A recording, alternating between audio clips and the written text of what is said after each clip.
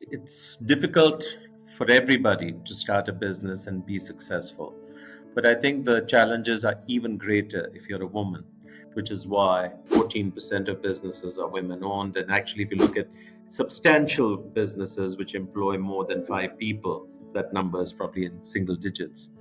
And what are the challenges that are unique to women? Well, the first one is lack of role models. So, at the end of the day, what inspires every one of us is seeing somebody who's very successful and wanting to be like that. And so we simply don't have enough successful self-made women entrepreneurs.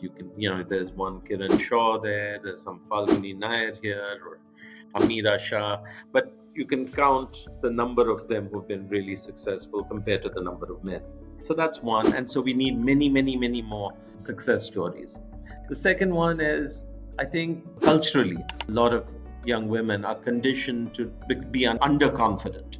The boys get more encouragement than the girls at home. And so the sense of agency and self confidence is not what it needs to be.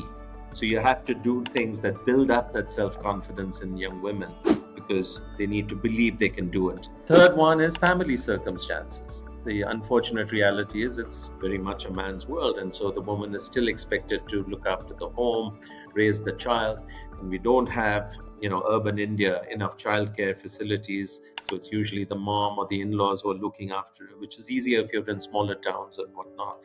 So this needing to wear both hats can also be a challenge. So they're just systemically the many, many, many factors which are stacked against their success, which you can overcome, but it takes so much more effort.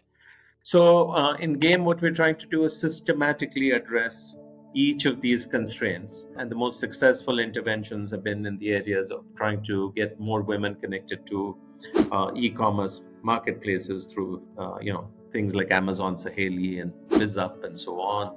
Or we work with NRLM to give first-time women entrepreneurs, particularly in rural and small-town India, access to loans way more easily. And then one of the most successful interventions is when you put women in cohorts, and whether you do anything or not, the training and all that is not important.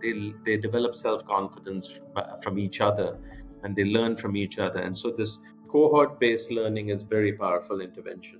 But we need to do all this at substantially greater scale.